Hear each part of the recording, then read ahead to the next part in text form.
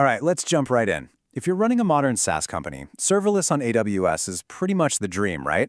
You get this incredible agility, scale that just works, and you can totally forget about all those old school infrastructure headaches. It's all about building fast and focusing on what matters, your product.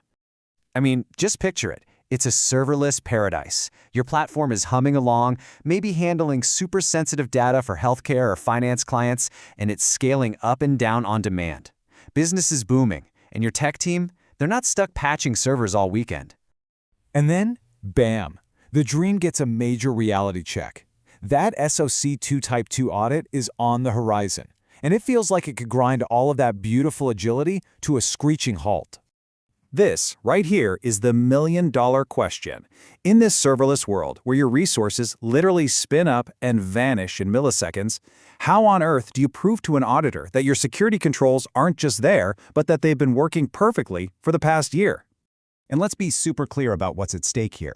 A SOC 2 Type 2 is not a snapshot. It's a full-length movie of your security posture playing out over months.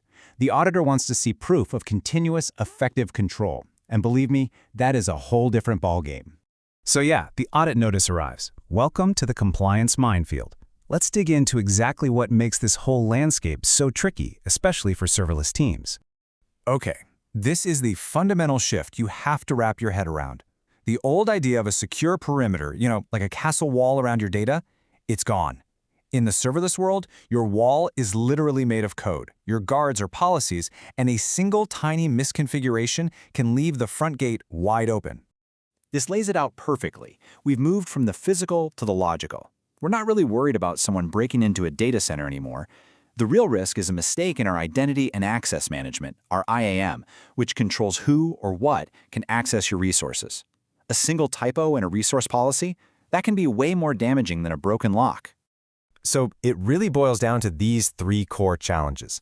First, your resources are fleeting. They're like ghosts in the machine. Second, your biggest threat isn't some shadowy hacker. It's a simple, honest misconfiguration. And third, you have to prove everything was secure all the time, not just at one point in time. Let's just double-click on that first challenge for a second. Ephemeral compute. An AWS Lambda function might spin up, run for like 200 milliseconds, and then poof, it's gone.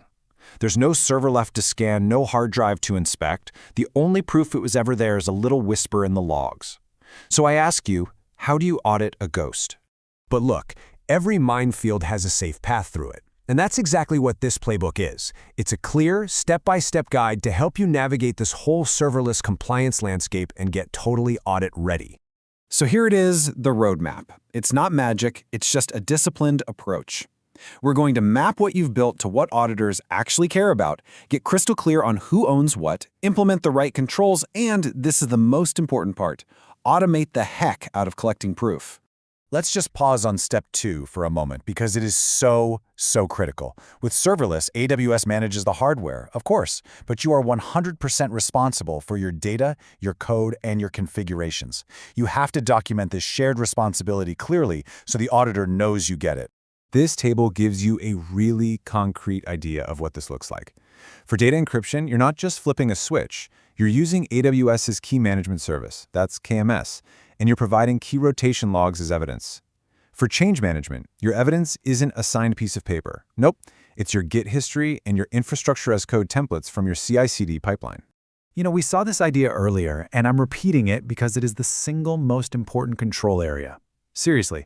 If you can get identity and access management right, and that means applying the principle of least privilege to every single function, you have already won half the battle. So how do you prove all this stuff continuously?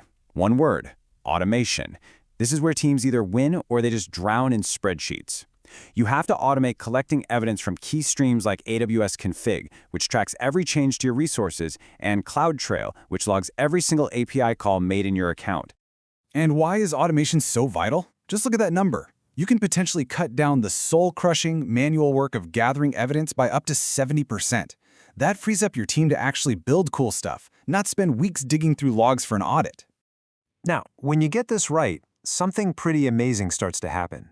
Compliance stops being this chaotic, last-minute fire drill, and it actually transforms into a strategic advantage, a genuine superpower for your business. But to get there, you've got to avoid these common traps. And we've all seen them, right? That super permissive IAM role someone created late at night just to fix a bug. The inconsistent tagging that makes it impossible to trace anything. And, of course, the mad scramble for evidence a week before the auditors show up. Ultimately, the goal here is to make compliance, well, boring. And I mean that in the best way possible. It should just be a predictable, disciplined part of how you operate, not some massive crisis that derails your entire roadmap every single year. And this is the real payoff. By mastering this stuff, you're not just checking a box for an auditor. You are proving that speed and strong governance can actually go hand in hand. You're basically setting a new standard for how to build trust in this cloud-native world. So I'll just leave you with this question to think about. In this new serverless reality, is your approach to compliance an anchor that's holding you back, or is it a superpower that's actually driving you forward, helping you win bigger deals and build a more resilient business? The choice is yours.